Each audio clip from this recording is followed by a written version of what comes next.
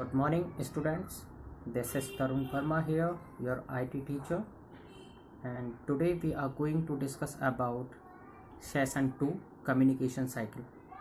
इससे पहले हमने सेशन 1 कंप्लीट किया है, मेथड ऑफ कम्युनिकेशन, उसका एक्सप्लेनेशन कंप्लीट हो चुका है। नोट्स मैंने आपको PDF फॉर्मेट में सेंड किए हुए हैं। होप कि आपको अब तक वो नोट्स मिल चुके होंगे। And FIB, MCQs and other book exercise you have to complete your own by reading the notes or by reading the chapter again. So now start the session number 2, communication cycle. In the previous chapter you have learned about communication and its type. Previous chapter में हमने communication और उसके types के बारे में पढ़ा है and how it play a significant role in one's professional career, और ये किस तरीके से किसी भी पर्सन के प्रोफेशनल कैरियर में क्या बदलाव लेकर आता है, उन सारी चीज़ों के बारे में हमने पढ़ा है। In this chapter you will read about the communication cycle and its importance, और इस चैप्टर में उन सारी चीज़ों को अप्लाई करने के बाद उसका जो कम्युनिकेशन साइकिल होता है उसके क्या इम्पोर्टेंस होते हैं एक प्रोफेशनल्स लाइफ में, उन सारी चीज़ों को आज हम पढ़ेंगे। As you know, communication is a process of sharing information between two or more people through an exchange of thoughts, messages using the medium of speech, visual symbols, writing or behavior. हमें पता है communication information को share करने का process है दो या दो से ज़्यादा लोगों के बीच में। उसमें हम अपने आइडियाज़, अपने थॉट्स, किसी भी मैसेज को या स्पीच के माध्यम से एक दूसरे तक पहुंचा सकते हैं। विजुअल मेथड से, सिंबलिक मेथड से, राइटिंग मेथड से और बिहेवियर मेथड से। Thus the communication process and list the step we take the comprehend each other properly. Communication process दो लोगों के बीच में एक अहम भूमिका निभाता है। जब भी दो पर्सन कम्युनिकेट करते हैं तो उन्हें प्रॉपर कम्युनिकेट फॉर्म में अपनी बात पहुंचानी चाहिए।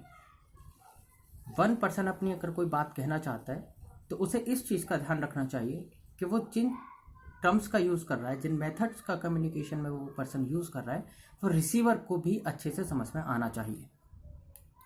In the communication process one person is a sender who convey a message to the another person. Communication process में एक पर्सन सेंडर होता है तो दूसरा रिसीवर होता है। सेंडर वो होता है जो अपने मैसेज को कन्वे करता है, सेंड करता है, भेजता है या बताता है दूसरे पर्सन को। वो दूसरा पर्सन एक ग्रुप भी हो सकता है या एक इंडिविजुअल सिंगल पर्सन भी हो सकता है, known as the receiver. When the receiver gets the message he acknowledge it and sends back a response. Receiver message को सुनने के बाद, उसको देखने के और ऑब्जर्व करने के बाद उसको ध्यान से समझता है और अपने समझने के आधार पर उसका रेस्पॉन्स देता है। जैसे ही उसकी चीज़ें समझ में आएंगी इसी तरीके का वो रेस्पॉन्स देगा। This leads to a cycle process known as the communication cycle. इसी प्रोसेस को हम कम्युनिकेशन साइकिल बोलते हैं। दो पर्सन्स या दो इंडिविजुअल्स के बीच या एक पर्सन और एक टीम के बीच जिस तरीके से मीडियम हो रहा है, जो कम्युनिकेशन मीडियम हो रहा है, उसके बीच में सेंडर जो चीज़ें भेज रहा है उसके पास कितना रेस्पॉन्स मिल रहा है। वो सोच रहा है कि मैंने अगर एक क्वेश्चन पुटअप किया है किसी भी ऑडियंस से, किसी भी टीम मेंबर से, किसी भी इंडिविजुअल पर्सन से या किसी भी क्लास में, तो वो उम्मीद करता है कि मुझे उस क्वेश्चन का 100% आंसर मिल जाए, बट ऐसा नहीं होता है। उसका रीज़न ये होता है कम्युनिकेशन साइकिल कंप्लीट नहीं हो पाती है या उन पर्सन्स को उसका क्वेश्चन ठीक से समझ में नहीं आ पाता। इन केस अगर क्वेश्चन बीच में समझ भी आता है तो वो उसको अपने तरीके से एक्सप्लेन नहीं कर पाते या उस सेंडर के मेथड के थ्रू उसको समझ नहीं पाते और उसको सेंड भी नहीं कर पाते ठीक तरीके से। ये सबसे ज़्यादा प्रॉब्लम्स होती है जब दो पर्सन के बीच में कम्युनिकेट होता है और या एक पब्लिक स्पीकिंग होता है। हम बोलने में हेजिटेट होते हैं, अपनी ठीक बात को ठीक तरीके से एक्सप्रेस नहीं कर पाते। हम जानते हैं हमें बहुत कुछ आता है, हम बहुत सारी बातें बता सकते हैं, लेकिन उनको बताने का तरीका हमें नहीं आता है और फिर हमारे फ्रंट या हमारी जो ऑडियंस है वो हमसे कहती है कि ये अपनी बात को ठीक से समझा नहीं पाई, तो वहाँ कम्युनिकेशन साइकिल में एक एरर होता है। वो या हमारी तरफ से हो सकता है या सामने वाले इंडिविजुअल पर्सन की तरफ से हो सकता है। The cycle describes how an idea, impression और feeling is made known to other. Cycle यही चीज़ बताती है कि जो हम आइडिया, इम्प्रेशन या फीलिंग शेयर करते हैं वो दूसरे लोगों की समझ में कितना आता है।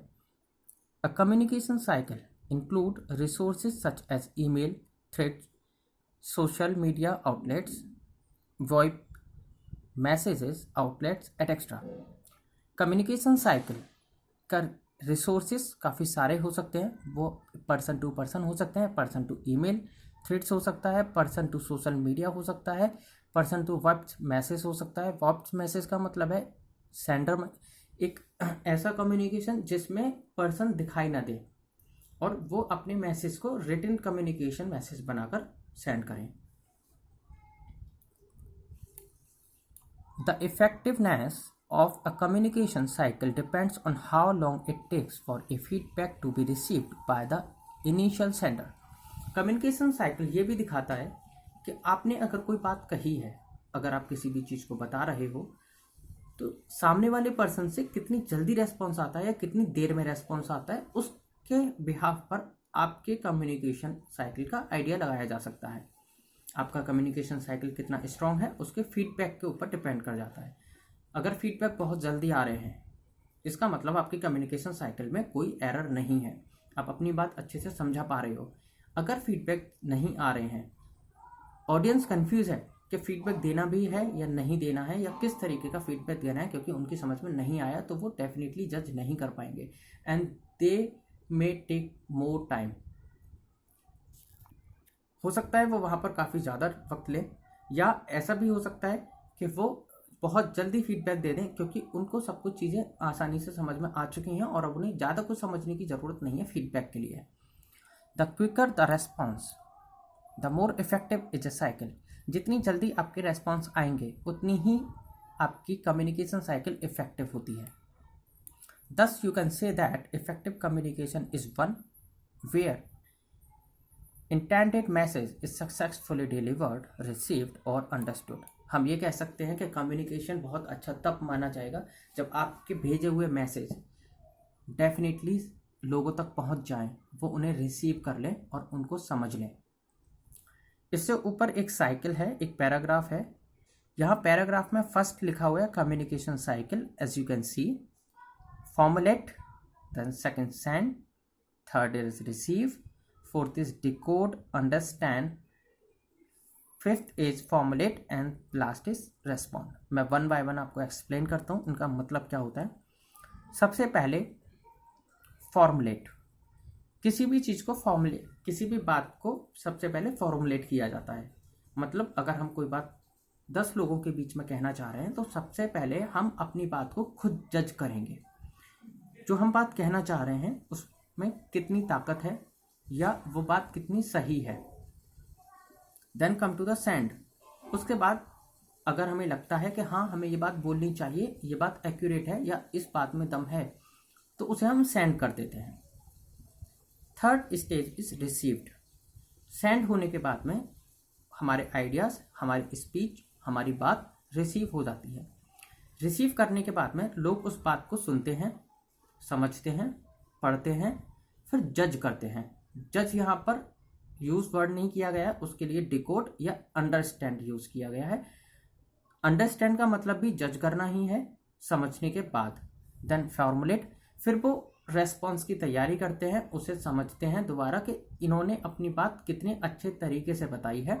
देन लास्ट इज रेस्पॉन्ड, और फिर वो उसी तरीके का रेस्पॉन्ड देते हैं। Now come to the principles of effective communication. क्या क्या चीज़ें एक बहुत अच्छे कम्युनिकेशन के लिए बहुत ज़्यादा ज़रूरी हैं। प्रिंसिपल्स का मतलब होता है सिद्धांत। अगर आप उन चीज़ों को यूज़ करेंगे तो आपकी कम्युनिकेशन बहुत ज़्यादा इफ़ेक्टिव बनेगी। यहाँ एक मैसेज भी है, डायग्राम बना हुआ है। Message, blue colour is a sender and the saffron colour is receiver. Message जा रहा है रिसीवर की तरफ से, फीडबैक आ रहा है. As you can see the feedback is here and the message is here from the sender and the feedback is comes from receiver. ये साइकिल है. अगर ये दोनों चीज़ें मैसेज और फीडबैक दोनों टाइम टू टाइम चल रहे हैं, उनमें कोई डिले नहीं हो रहा है, वो कम्युनिकेशन सबसे ज़्यादा इफेक्टिव माना जाता है. The main principle of effective communication are as follows. First is simple language. The language used in communication should be simple. It should be understandable by both the sender and the receiver. Communication की language बहुत ज़्यादा simple होनी चाहिए. बहुत ज़्यादा भी simple नहीं, audience के अकॉर्डिंग सिंपल होनी चाहिए. आपकी ऑडियंस डिफरेंट टाइम पर डिफरेंट ऑडियंस होगी. एक ऑडियंस बहुत ज़्यादा अच्छे मूड वाली होगी और एक ऑडियंस ऐसे होगी जिसमें आपको थोड़ी सी मेहनत करनी है अपनी बात समझाने के लिए. तो हर तरीके की ऑडियंस के लिए हम एक तरीके का कम्युनिकेशन नहीं रख सकते. इसीलिए अलग अलग ऑडियंस के लिए सिंपल कम्युनिकेशन हम मैटर करते हैं. It should be understandable by both the sender and the receiver. ये दोनों की समझ में आना चाहिए. कभी कभी ये होता है, मोस्ट ऑफ द टाइम जब कोई एक इंडिविजुअल स्टेज पर आता है तो वो बोलते बोलते भूल जाता है कि उसे क्या बात कहनी है और वो क्या बात बोल रहा है अपनी ऑडियंस को, और ऑडियंस साइलेंट हो जाती है, बिल्कुल साइलेंट. वो जज नहीं कर पाती है कि ये हमसे समझाना चाह रहा है या हमें खुद से क्वेश्चन पूछ रहा है. तो वहाँ पर आपको खुद भी पता होना चाहिए कि आप जो बोल रहे हैं वो आपकी भी समझ में आ रहा है या नहीं आ रहा है. Define it. The communication should be defined. That is, its aim should be clear in the mind of the sender. Definite का मतलब होता है एंड. आपकी कम्युनिकेशन का कहीं ना कहीं एंड होना चाहिए. अगर आपकी कम्युनिकेशन का एंड नहीं है, उसका कभी फीडबैक प्रॉपर नहीं आएगा. सपोज दैट मैं आपको एक एग्जांपल देता हूँ. मैंने आपकी एक क्लास ली. क्लास लेने के बाद में मैंने 1 आवर तक आपको एक ही टॉपिक समझाया, लेकिन वो मेरा टॉपिक 3 दिन तक कंप्लीट नहीं हुआ. 4th डे भी चैप्टर कंप्लीट नहीं हो रहा है, बिकॉज एवरी डे मुझे क्लास में सुनने को मिल रहा है, सर समझ नहीं आया, आपने क्या बताया था कुछ समझ नहीं आ रहा, सर के ऊपर से जा रहा है. तो उस कम्युनिकेशन का कोई एंड नहीं है. वो 4 डेज 1 वीक 1 ईयर बाद भी राइज प्रॉब्लम्स उसके लिए हो सकती हैं. वो उसके लिए क्वेश्चंस भी बन सकता है कि सर ऐसा कम्युनिकेशन हुआ था हमारे बीच में, या ऐसी क्लासेस हुई थी हमारे बीच में जो आज तक क्लियर नहीं है. आपकी ऑडियंस भी फीडबैक कभी नहीं देगी अगर आपकी कम्युनिकेशन डिफाइनेट नहीं होगी. तो complete and conscious. The information provided in the communication should be complete and to the point. आपकी इंफॉर्मेशन इधर उधर की बातों से रिलेटेड नहीं होनी चाहिए. आपकी कम्युनिकेशन हमेशा जिस बात को आप समझाने के लिए खड़े हुए हैं उसी बात को आपको बताना है, और उसी बात के लिए आपको अपनी ऑडियंस से बातचीत भी करनी है. कभी भी जब भी आप पब्लिक स्पीकिंग में, क्लास में प्रेजेंटेशन देते समय खड़े हों, या आप अपने स्टेज पर कोई एक इन्फॉर्मेशन प्रोवाइडर बनकर जाएं, तो हमेशा पॉइंट टू पॉइंट बात करें, इधर उधर की बातें कभी ना करें. इससे आपका कम्युनिकेशन स्किल खराब होती हैं, आपकी इमेज भी खराब होती है, और आपकी ऑडियंस वो भी आपको सीरियस नहीं लेती है. Next is appropriate medium. A proper medium of communication should be used, taking several factors into account, such as timing, the distance between the sender and the receiver, and the nature of interaction. Appropriate medium का मतलब है कि आप जिस भी तरीके से अपना कम्युनिकेशन कर रहे हैं, उस कम्युनिकेशन में बहुत सारी चीज़ें गलत होती हैं. टाइम की पंक्चुअलिटी नहीं होती है, लोग प्रॉपर नहीं आ पाते हैं, आपकी स्पीच ठीक से तैयार नहीं हो पाती है, ऑडियंस कभी कभी आपकी या तो बहुत आगे बैठ जाती है या बहुत पीछे बैठ जाती है तो उसको ठीक से सुनाई नहीं देता है। तो ये एप्रोप्रिएट मीडियम्स के बैरियर्स हैं। बैरियर्स का मतलब एरर भी आप कह सकते हैं। ये चीज़ें आपके कम्युनिकेशन को